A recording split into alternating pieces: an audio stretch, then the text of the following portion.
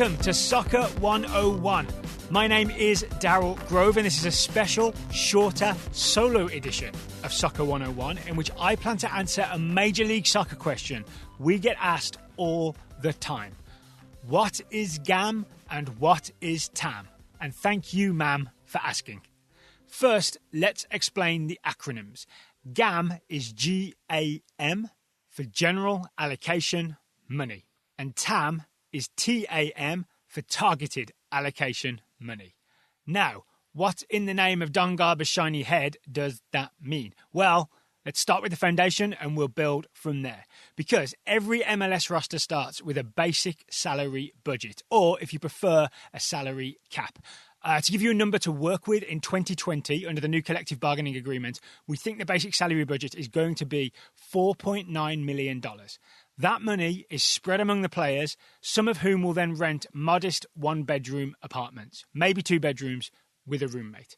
Now, GAM, General Allocation Money, is an extra stash of cash that you can add to that salary budget pile and pay the players a little more.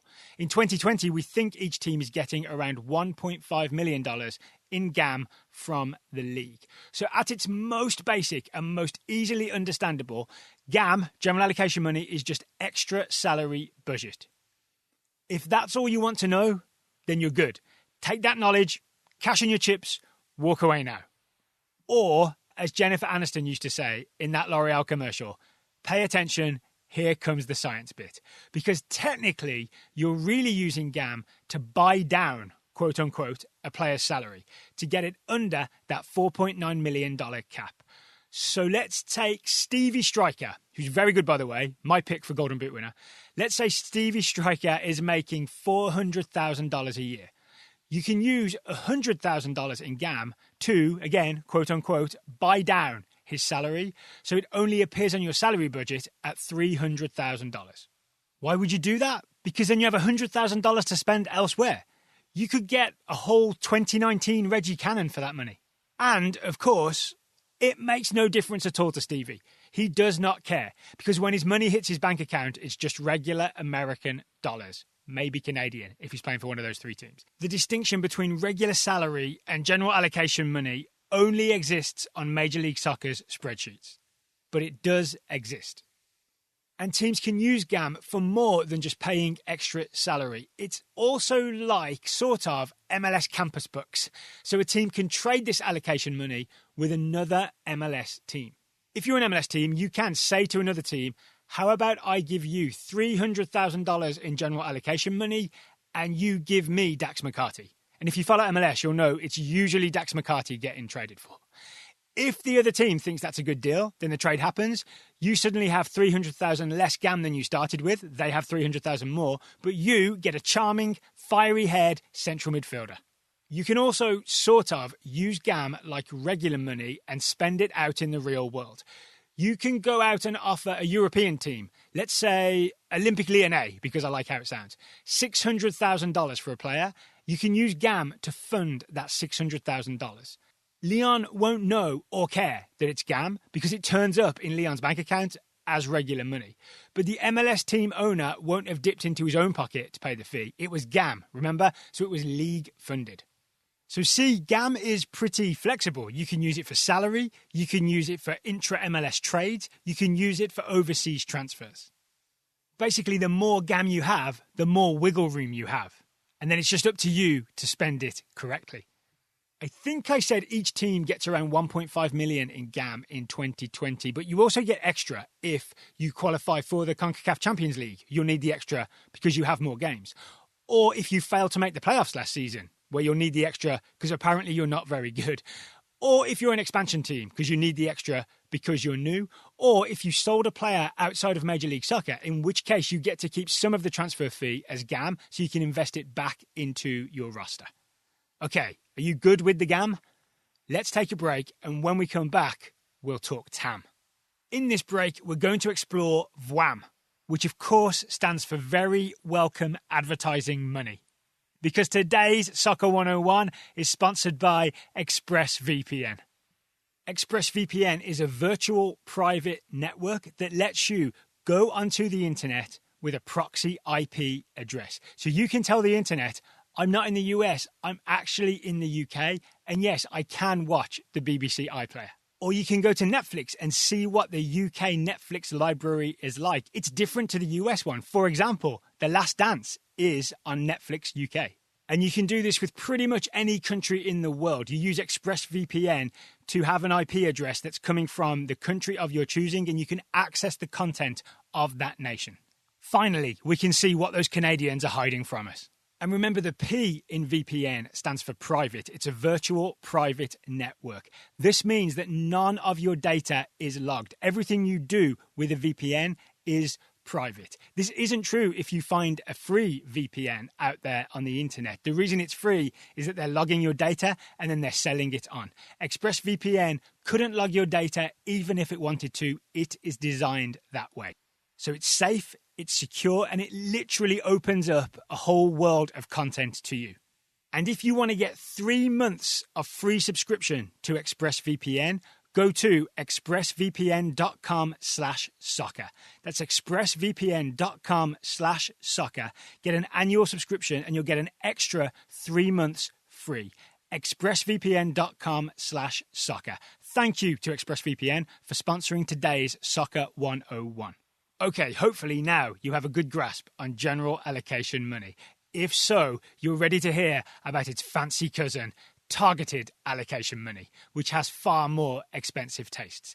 TAM, targeted allocation money, was introduced into the league in 2016 with the aim of increasing the quality of MLS rosters. It's, quote, targeted toward paying the players who are better than average, but not quite high-end enough to be a designated player. So if we go back to that MLS salary budget, the maximum a single player can count against the cap is 12.5% of the total. So using our 2020 estimates, the maximum salary hit for any player is 12.5% of $4.9 million, which is around $613,000. If you want to pay a designated player like Chicharito $6 million, that's fine. But the first $613,000 counts against the salary cap. And then you have to use a designated player spot on that Chicharito level player.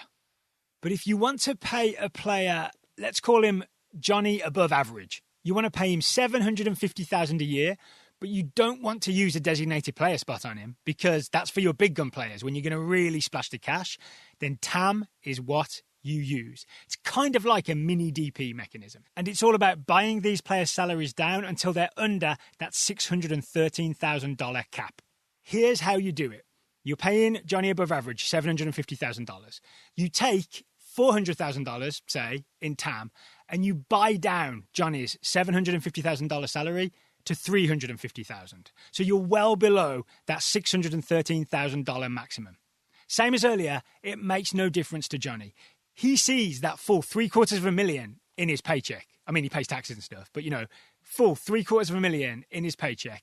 And he doesn't care what rules and roster mechanisms you used to get in there. But using TAM allows you to have that $750,000 player on the wing with only $350,000 of his salary counting against your salary cap. Still, decent money, so Johnny better deliver some assists. Couple of details here. The most you're allowed to pay a TAM player like Johnny is exactly $1 million above the maximum salary. This is so that you can't get into DP territory. So with our predicted 2020 numbers, the highest you can go is around $1.613 million. And new for 2020, TAM has changed slightly with the new collective bargaining agreement. The main change being that the league no longer provides teams with any TAM. All the TAM comes from the team owner's pockets. And the maximum TAM you can spend in 2020 is $2.8 million. So there you go. That's your GAM and that's your TAM. You're welcome, ma'am. To give a very quick summary, GAM is extra money you can add to your salary budget, but you can also trade with other MLS teams and spend abroad if you want. Whereas TAM is money you can target at a specific part of the roster to get players who aren't quite good enough to be DPs, but are better than your average player on your roster. I hope all this makes GAM and TAM a little bit clearer. It's never going to be crystal clear because it's MLS roster rules. But believe me when I say I've absolutely tried my best here.